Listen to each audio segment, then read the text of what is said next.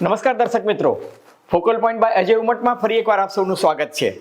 અમેરિકાના 47મા રાષ્ટ્રપ્રમુખ પદે ડોનાલ્ડ ટ્રમ્પે શપથ લીધા એ સાથે જ ધડાધડ ફટાફટ એમને ઓર્ડરો ઇસ્યુ કરી નાખ્યા છે, જેને અમેરિકાની ભાષામાં કોન્સ્ટિટ્યુશનલ ટર્મિનોલોજીનો જો હું ઉપયોગ કરું તો એક્ઝિક્યુટિવ ઓર્ડર્સ કહે છે. અને આ એક્ઝિક્યુટિવ ઓર્ડર્સ જે છે એનાથી દુનિયા આખી સ્તબ્ધ થઈ ગઈ છે. એટલું જ નહીં, ભારતીય શેર બજારને તો 1235 પોઈન્ટનો કડાકો બોલી ગયો છે. દુનિયાભરમાં ક્રિપ્ટોકરન્સી એકદમ આસમાને પહોંચી ગઈ છે. ક્રૂડ ઓઇલના ભાવમાં લગભગ 2.5-3% ઘટાડો થઈ ગયો છે.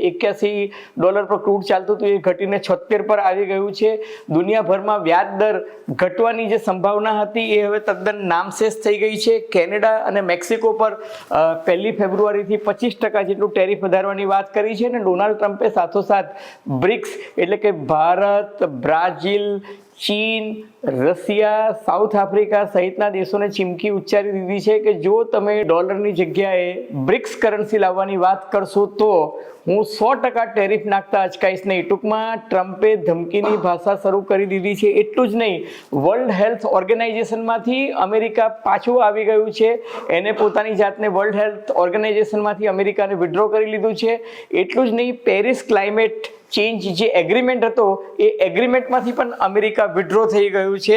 અને અમેરિકામાં ગેરકાયદે જન્મેલા બાળકો એટલે કે ભારતમાંથી પણ તમે જોયું હશે કે ઘણી બધી બહેનો અમેરિકા જઈને ડિલિવરી કરાવે છે અને પછી ત્યાં જે બચ્ચું પેદા થાય એને અમેરિકાની સિટીઝનશીપ મળી જાય છે. અથવા તો અમેરિકામાં ગેરકાયદે ઘૂસી ગયેલા લોકો ને ત્યાં જો સંતાન જન્મે તો એને અમેરિકન સિટીઝનશીપ મળી જાય છે. ને ત્યારબાદ મા બાપ પણ સિટીઝનશીપ લેવાની કોશિશ કરે છે. એ બધા પર એને આજે એક એક્ઝિક્યુટિવ ઓર્ડર મૂકીને કહી દીધું છે કે 1 મહિના પછી એનો અમલ થશે અને હવે અમેરિકા આ પ્રકારની સિટીઝનશીપ નહીં આપે. અલબત્ત એની સામે તાત્કાલિક જ એક રીટ પિટિશન પણ ફાઇલ થઈ ગઈ છે. અલબત્ત આગે દેખો હોતા હૈ ક્યા. પરંતુ ડોનાલ્ડ ટ્રમ્પે પહેલા દિવસે કેવા ધડાધડ નિર્ણયોની જાહેરાત કરીને એક્ઝિક્યુટિવ ઓર્ડર સાઇન કર્યા એ અંગે આજે ચર્ચા કરીશું ફોકલ પોઈન્ટ બાય અજય ઉમટમાં. પરંતુ એ પહેલા મારી આપ સૌને વિનંતી છે કે જો તમને ફોકલ પોઈન્ટ બાય અજય ઉમટનો આ એપિસોડ ગમે તો મહેરબાની કરીને એને લાઇક કરજો, શેર કરજો, સબસ્ક્રાઇબ કરજો અને હા, વિનામૂલ્યે પેલું બેલ આઇકોનનું બટન દબાવવાનું ભૂલતા નહીં, જેથી તમને અમારા નવા એપિસોડ જે કંઈ આવે એના નોટિફિકેશન્સ પણ મળતા રહે.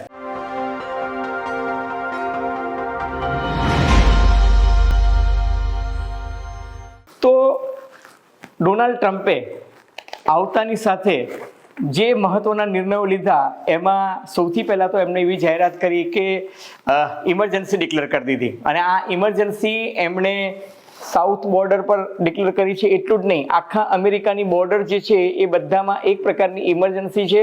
ત્યાં લશ્કર ગોઠવાઈ ગયું છે. અને હવે અગાઉ જેમ ભારતમાંથી કે બીજા બધા દેશોમાંથી અમેરિકામાં જેમ ગેરકાયદે લોકો ઘૂસી જતા હતા, મોટે ભાગે કેનેડા અને મેક્સિકો બોર્ડરમાંથી ઘૂસી જતા હતા, એના પર એને પ્રતિબંધ મૂકી દીધો છે. એટલું જ નહીં, એને યુએસ રેફ્યુજી પ્રોગ્રામ જે છે એના પર પણ બ્રેક મારી દીધી છે. અગાઉ બાઇડનની સરકારમાં એવું હતું કે જે રેફ્યુજી આવે એને અમેરિકામાં 6 મહિના રાખતા હતા અને 6 મહિના રાખી અને ફરી પાછું એમનું સ્ટેટસ ચેક કરીને પાછું મોકલવાની પોલિસી હતી. એની જગ્યાએ ડોનાલ્ડ ટ્રમ્પે જાહેરાત કરી છે કે તાત્કાલિક અસરથી આવા જે લોકો ગેરકાયદે ઘૂસણખોર હોય એમને મેક્સિકો બોર્ડર થી અમેરિકામાં ઘૂસવા નહીં દેવા. જો અમેરિકામાં ઘૂસી જાય તો પાછા મેક્સિકોમાં નાખી દેવા. એટલું જ નહીં, જો ગેરકાયદે ઘૂસી ગયેલી કોઈ વ્યક્તિ અમેરિકન નાગરિકને નુકસાન પહોંચાડે તો એને મૃત્યુદંડની સજા તાત્કાલિક આપવાની પણ એમને એક ભલામણ કરી છે. અને નેશનલ બોર્ડર ઇમરજન્સી જાહેર કરવાની સાથોસાથ એમણે મેક્સિકો વોલ જે છે એ મેક્સિકો વોલ બનાવવાની પણ શરૂઆત કરવાની સૂચના આપી દીધી છે. ટૂંકમાં પબ્લિક સેફટી અને નેશનલ સિક્યુરિટીના પ્રોગ્રામ હેઠળ કોઈ પણ જાતનો કોમ્પ્રોમાઇઝ નહીં કરવાનું અને જેટલા પણ ગેરકાયદે ઘૂસણખોરો છે અમેરિકામાં એ લોકોને શોધીને, એના શબ્દોમાં કહું તો મિલિયન્સ ઇલીગલ ઇમિગ્રન્ટ જે છે એમને બધાને પોતાના માદરે વતન મોકલવાની વાત જે છે એ ડોનાલ્ડ ટ્રમ્પે પહેલા જ દિવસે પોતાના એક્ઝિક્યુટિવ ઓર્ડર્સના ભાગરૂપે કરી દીધી છે. બીજું કે એને પોતાની જેન્ડર પોલિસી બહુ સ્પષ્ટ કરી દીધી છે. એનો અર્થ એ કે ડોનાલ્ડ ટ્રમ્પે કહ્યું છે કે અમેરિકામાં હવે જેન્ડર પોલિસીના નામે માત્ર મેલ અને ફિમેલ એટલે કે સ્ત્રી અને પુરુષ બે જ જાતિનું અસ્તિત્વ રહેશે. કારણ કે અમેરિકામાં ખાસ કરીને જો બાઇડનના ટાઈમમાં અને એ પહેલાં બરેક હુસેન ઓબામાના સમયમાં એક કલ્ચર શરૂ થયું હતું જેને કહેવાતું હતું કે જેન્ડર આઈડિયોલોજી ગાઈડન્સ, જેને કહેવાતું હતું કે ડાયવર્સિટી, ઇક્વાલિટી એન્ડ ઇન્ક્લુઝન એટલે કે DEI પોલિસી અંતર્ગત LGBT એટલે કે લેસ્બિયન, ગે, બાયસેક્સ્યુઅલ, ટ્રાન્સજેન્ડર એ લોકોને થોડાક વિશેષ અધિકારો પણ મળતા હતા અને એમના માટે અલગ સવલતો પણ ઊભી કરવાની વાત ચાલતી હતી. પરંતુ ડોનાલ્ડ ટ્રમ્પે સ્પષ્ટ સંકેત આપ્યો છે કે પોતે સહેજ પણ લિબરલ નથી, કન્ઝર્વેટિવ જ છે, પરંપરાગત રૂઢિચુસ્ત માન્યતાઓને અનુસરે છે અને આ નવા તાઇફાઓ જે છે એમના શબ્દોમાં એમને એ સ્વીકારવા તૈયાર નથી અને એમને સ્પષ્ટ શબ્દોમાં કહ્યું છે કે હું આવી કોઈ જ વસ્તુ સ્વીકારીશ નહીં. તમને જો યાદ હોય તો એલોન મસ્ક જે છે એ પણ પોતાના સંતાનના સેક્સ્યુઅલ ઓરિએન્ટેશનથી દુઃખી હતા અને એનો પણ ઇમ્પેક્ટ જે છે એ આમાં પડ્યો હોય એવું દેખાઈ રહ્યું છે. ટૂંકમાં ડોનાલ્ડ ટ્રમ્પ જે છે એમને આવતાની સાથે જે કડક નિર્ણય લીધો એમાં એક સૌથી ત્રીજો મહત્વનો નિર્ણય એ છે કે વિશ્વ આરોગ્ય સંસ્થામાંથી અમેરિકાએ પોતાની જે ભાગીદારી હતી એ પાછી ખેંચી લીધી છે. હવે ડોનાલ્ડ ટ્રમ્પે પત્રકારો સાથેની વાતચીત કરતાં કહ્યું કે ટોટલ બજેટ જે છે એ વર્લ્ડ હેલ્થ ઓર્ગેનાઇઝેશનનું $6.8 બિલિયન છે, જેમાંથી 20% એટલે કે સૌથી વધુ કોન્ટ્રીબ્યુશન અમેરિકા આપે છે.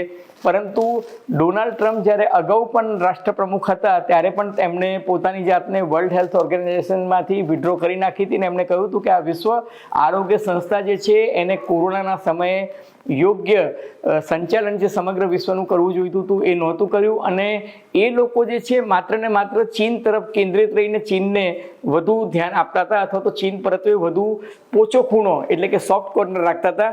ડોનાલ્ડ ટ્રમ્પે તો ત્યાં સુધી આજે કહી દીધું કે ચાઇનીઝ વાયરસ, વુહાન વાયરસ ના મુદ્દે વર્લ્ડ હેલ્થ ઓર્ગેનાઇઝેશન જે હતું એ ચીન કેન્દ્રિત હતું અને એટલા જ માટે અમારો વિરોધ છે કે અમેરિકન નાગરિકોને એનાથી કોઈ જાજો ફાયદો થતો નથી, કારણ કે અમેરિકા માને છે હેલ્થ ઇન્સ્યોરન્સ પોલિસી અને અમેરિકાનું હેલ્થ ઇન્ફ્રાસ્ટ્રક્ચર એટલું મજબૂત છે કે એમને વર્લ્ડ હેલ્થ ઓર્ગેનાઇઝેશનની કે એમના તજજ્ઞોની જરૂર નથી.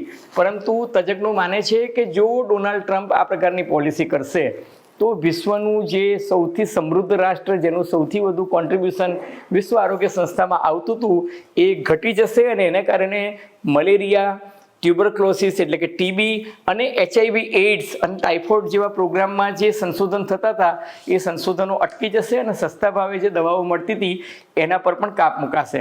હવે ડોનાલ્ડ ટ્રમ્પે એક બીજો મહત્વનો નિર્ણય લીધો છે અને એ નિર્ણય અંતર્ગત એમને પેરિસ ક્લાઇમેટ એગ્રીમેન્ટમાંથી અમેરિકાની ભાગીદારી જે છે એ રદ કરી દીધી છે. એમણે કહ્યું છે કે અમારે પેરિસ ક્લાઇમેટ એગ્રીમેન્ટ જે છે એની સાથે સંમત નથી.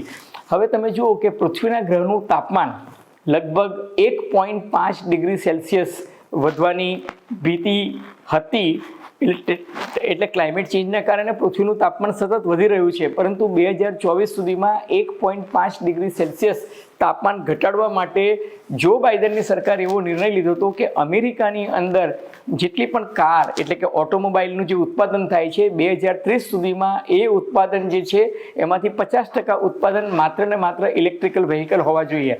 પરંતુ ડોનાલ્ડ ટ્રમ્પ માને છે કે આ પ્રકારની પોલિસી કરવાથી અમેરિકન પબ્લિક જે છે એને પોતાની ચોઈસની કાર ખરીદવાની તક નહીં રહે. બીજું એ એવું કહે છે કે અમેરિકાએ આત્મનિર્ભર થવું જોઈએ, કારણ કે જો બાઇડનની પોલિસીને કારણે પેટ્રોલ અને ડીઝલના ભાવ ઉપરાંત એક એનર્જી સેગમેન્ટમાં ભાવમાં બહુ જ વધારો થયો હતો. ઓટોમોબાઈલનું ઉત્પાદન જે છે એ ઘટી ગયું હતું. ટૂંકમાં ડોનાલ્ડ ટ્રમ્પ અમેરિકામાં મેન્યુફેક્ચરિંગ વધારવા માંગે છે. એમને ડ્રીલ બેબી ડ્રીલ એટલે કે ઓફશોરની અંદર પણ સારકામ એટલે કે ડ્રિલિંગ વધારવાની વાત કરી છે. અમેરિકામાં પણ ડ્રિલિંગ વધારવાની વાત કરી છે અને આખા વિશ્વમાં સૌથી વધારે ક્રૂડ ઓઇલ અને ગેસનો જથ્થો અમેરિકા પાસે છે એવો દાવો કરતા ડોનાલ્ડ ટ્રમ્પે કહ્યું છે કે અમે વિશ્વમાં એનર્જી ક્રાઇસિસ જે છે એને દૂર કરવાની કોશિશ કરશું. અમેરિકા પોતે આત્મનિર્ભર થશે. અમેરિકા પાસે જે વિપુલ જથ્થો છે પોતાનું રિઝર્વ જે છે એ ટોપ લેવલ પર લઈ આવશે અને એમણે એવું કહ્યું છે કે ભાઈ અમે આ પ્રકારની ઇલેક્ટ્રિકલ વેહિકલ જે છે એ 2030 સુધીમાં 50% ઉત્પાદન કરવાની વાત સાથે સંમત નથી. અમેરિકાના ઓટોમોબાઈલ સેગમેન્ટને વધારવાની વાત કરી છે, પણ હકીકતમાં મિત્રો એવું કહે છે કે એલોન મસ્કની જે ટેસ્લા કંપની છે એને આ નિર્ણયથી સૌથી વધુ ફાયદો થશે. હવે બીજી મહત્વની વાત, ડોનાલ્ડ ટ્રમ્પે પનામા કેનલ જે છે, પનામા કેનલનું બહુ જ મહત્વ છે. પનામા કેનલ એક એવી છે આ 80 કિલોમીટરની કેનાલ એટલે કે લગભગ 52-53 માઇલની જે કેનાલ છે એ એટલાન્ટિક સમુદ્રને પેસિફિક સમુદ્ર સાથે જોડે છે. એટલે બહુ જ જેને કહી શકીએ સ્ટ્રેટેજિક વ્યૂહાત્મક આ કેનાલ છે. અને આ કેનાલનો ફાયદો અમેરિકાને મહત્તમ પ્રથમ વિશ્વયુદ્ધ વખતે પણ મળ્યો હતો અને બીજી વિશ્વયુદ્ધ વખતે પણ મળ્યો હતો. સુએજ કેનાલ કરતાં પણ પહેલાં આ કેનાલનો આઈડિયા સૌથી પહેલાં એક સ્પેનના એન્જિનિયરને આવ્યો હતો.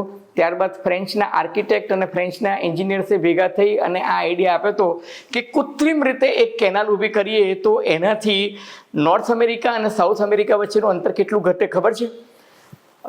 ન્યુયોર્ક છે ને, ન્યુયોર્કથી સાન ફ્રાન્સિસ્કો વચ્ચેનું અંતર 22,000 કિલોમીટર છે. આ 22,000 કિલોમીટર અંતર જે છે, જો તમે આ કેનાલમાંથી પસાર થાઓ, પનામા કેનાલમાંથી, તો 9,000 કિલોમીટરનું અંતર ઘટે છે. અને એટલા જ માટે અમેરિકન સૈનિકો, અમેરિકન મર્ચન્ટ નેવી એ બધી જ જે છે એ આ કેનાલમાંથી પસાર થાય છે. અને અમેરિકાને એનો ભયંકર ફાયદો પણ મળ્યો છે. કોલંબિયાને બિલકુલ અડીને આવેલું પનામા રાષ્ટ્ર જે છે એને અમેરિકાએ આ કેનાલ બાંધવામાં પૂરેપૂરું ઇન્ફ્રાસ્ટ્રક્ચરને બધું મદદ કરીને 1977 સુધી આ કેનાલ પર અમેરિકાનો સંપૂર્ણ કબજો હતો. 1977માં અમેરિકાએ એક એગ્રીમેન્ટ કરીને પનામા રાષ્ટ્રને આ કેનાલ ચલાવવા માટે આપી દીધી.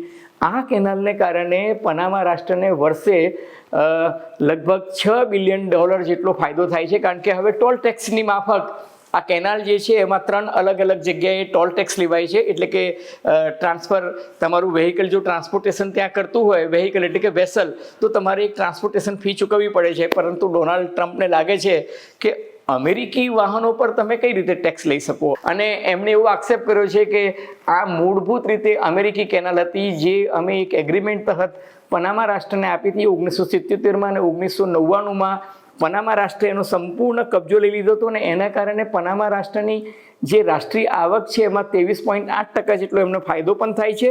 અને ટુરિઝમ અને હાઇડ્રો ઇલેક્ટ્રિસિટી પણ અહીંયાથી ખાસી ઉત્પાદન થાય છે. અને દર વર્ષે લગભગ 15,000 જેટલા વેહિકલ્સ એટલે કે વાહન એમાંથી પસાર થાય છે. પરંતુ હવે ડોનાલ્ડ ટ્રમ્પ એવું કહે છે કે નહીં, આ કેનાલનો કબજો જે છે એ હવે અમેરિકા પાસે પાછો આવવો જોઈએ, કારણ કે ચીનની દાદાગીરી આ ક્ષેત્રમાં બહુ વધી ગઈ છે. ટૂંકમાં ડોનાલ્ડ ટ્રમ્પે એવો સ્પષ્ટ સંકેત આપી દીધો છે કે વહેલો મોડું એ ચીન સામે મોરચો ખોલશે. પરંતુ અત્યારે બહુ જ કેરફુલ છે. આજે તમે જુઓ તો એણે કેનેડા અને મેક્સિકો સામે ટેરિફની જાહેરાત કરી છે, પરંતુ ચીન સામે રિવ્યૂ કરવાની વાત કરી છે. હવે એથી પણ આગળ ડોનાલ્ડ ટ્રમ્પે જે સૌથી મહત્વનો નિર્ણય લીધો છે એમાં એને ડોજ એટલે ડિપાર્ટમેન્ટ ઓફ ગવર્મેન્ટ એફિશિયન્સી, સરકારી તંત્રમાં કાર્યક્ષમતા કઈ રીતે વધે એનો નિર્ણય લીધો છે. તો સૌથી પહેલું તો આજે એમને એવી જાહેરાત કરી કે ભાઈ ભરતી પર પ્રતિબંધ. ટૂંકમાં અમેરિકી સરકારમાં હવે કોઈ જ નવી સરકારી નોકરીની ભરતી નહીં કરવાની.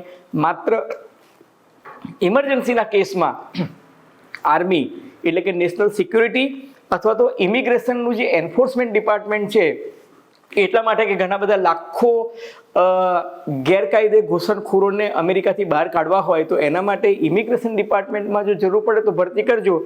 પરંતુ એ સિવાય એને અમેરિકામાં ભરતી પર પ્રતિબંધ મૂકી દીધો છે. અને એલોન મસ્કને અને બીજા બધા એડવાઇઝરને આ જવાબદારી સોંપી છે.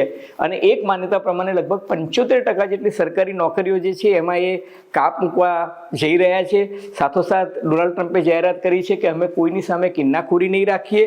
અમે ડીપ સ્ટેટ એટલે કે રાજકીય દ્રષ્ટિએ કિન્નાખોરી રાખીને પોતાના પ્રતિસ્પર્ધીને હેરાન કરવાની જે યોજના, એ પોતે એવું માને છે કે જો બાઇડને ડોનાલ્ડ ટ્રમ્પ સામે ખોટા કેસ કર્યા હતા. 2021 6 જાન્યુઆરીએ એમના ટેકેદારોને લગભગ 1500 જેટલા ટેકેદારોને સામે પણ કેસ થયા હતા. એ બધા ટેકેદારોને એમને સત્તા પર આવતાની સાથે માફી આપી દીધી છે. પણ એક બહુ જ ખતરનાક નિવેદન આજે એમણે કર્યું છે. એમણે કહ્યું છે કે અમેરિકામાં જેટલા પણ કેસીસ ડેથ પેનલ્ટીના પેન્ડિંગ હોય, કારણ કે જો બાઇડનનું તંત્ર છે ને એક ઉદારીકરણવાળું તંત્ર હતું, અને એ લોકો એવું માનતા હતા કે ડેથ પેનલ્ટી બને ત્યાં સુધી નહીં આપવી જોઈએ. અને ઘણા બધા કિસ્સામાં જો બાઇડને ડેથ પેનલ્ટી હતી ને એને આજીવન કારાવાસમાં પરિવર્તિત કરી હતી. પણ ડોનાલ્ડ ટ્રમ્પ સાહેબ ખતરનાક, એકદમ કડક મિજાજ ધરાવે છે. ને એમને એવું કહી દીધું છે કે અમેરિકી ડિપાર્ટમેન્ટ ઓફ સ્ટેટને એમને સૂચના આપી છે કે કાયદા નીતિ નિયમને અનુસરીને, અલબત્ત કાયદાની એક ફ્રેમવર્કમાં રહીને પણ લેથલ ઇન્જેક્શન્સ એટલે કે પેલા ઝેરી ઇન્જેક્શન્સ હોય એનો ઓર્ડર કરો, એનો જથ્થો ખૂટવો નહીં જોઈએ, અને જેટલા લોકોને ડેથ પેનલ્ટી છે એ બધી જ સજાનું કાયદાકીય દ્રષ્ટિએ અમલીકરણ કરવાનું છે. સાથોસાથ એક સારી વાત એમણે એ પણ કરી છે કે અમેરિકામાં ફ્રી સ્પીચનું કલ્ચર ફરી પાછું લાવવાનું છે. એમનો આક્ષેપ છે કે જો બાઇડનના રાજમાં પ્રેસ સેન્સરશિપ પરોક્ષ રીતે હતી, એટલે કે ટ્વિટર છે કે દાખલા તરીકે ટિકટોક પર જે બેન મૂક્યો હતો એ ટિકટોક પરનો બેન આજે જ એમણે 75 દિવસ માટે હાલ પૂરતો હટાવી દીધો છે, અને એમણે કહ્યું છે કે એમને જરૂર પડશે તો ફર્ધર રિવ્યૂ કરશું. કહેવાનું તાત્પર્ય એ છે કે વાણી સ્વતંત્રતાનો અભિગમ જે છે, જે ડોનાલ્ડ ટ્રમ્પે 45માં રાષ્ટ્રપ્રમુખ હતા ત્યારે કન્ઝર્વેટિવ રહ્યા હતા અને વાણી સ્વતંત્રતાનો અધિકાર નહોતો આપ્યો એટલો બધો જેટલો ફર્સ્ટ એમેન્ડમેન્ટમાં છે. પણ આ વખતે એમનો મૂડ એવું લાગે છે કે સોશિયલ મીડિયા, ઓનલાઈન પ્લેટફોર્મ્સ અને પ્રિન્ટ મીડિયા પર કોઈ પણ પ્રકારનો પ્રતિબંધ ફ્રી સ્પીચ પોઈન્ટ ઓફ વ્યૂથી ના હોવો જોઈએ, અને ટિકટોકનો જે પ્રતિબંધ છે એ પહેલા જ દિવસે ઉઠાવીને એને એનો પરચો પણ આપી દીધો છે. મિત્રો, આ તો હજુ પાસેરામાં પહેલી પૂની છે. ડોનાલ્ડ ટ્રમ્પે પહેલા જ દિવસે જે રીતના ધડાધડ એક્ઝિક્યુટિવ ઓર્ડર સાઇન કર્યા છે અને જો બાઇડનના ઘણા બધા નિયમો પર અને કાયદાઓ પર બ્રેક મારી છે, એ જોતા એવું લાગે છે કે ડોનાલ્ડ ટ્રમ્પ આપણને ઘણી બધી ચર્ચા કરવાના અવસરો આવશે. પરંતુ જો તમને ફોકલ પોઈન્ટ બાય અજય ઉમટનો આ એપિસોડ નવ ગુજરાત સમય અને અમદાવાદ મિરરના સથવારે ગમ્યો હોય તો મહેરબાની કરીને એને લાઇક કરજો, શેર કરજો, સબસ્ક્રાઈબ કરજો, પેલું બેલ આઇકોનનું બટન દબાવવાનું ભૂલતા નહીં. અને હા, આપની ટીકા ટિપ્પણી અમને જરૂર કહેજો. ધન્યવાદ, ખૂબ ખૂબ આભાર.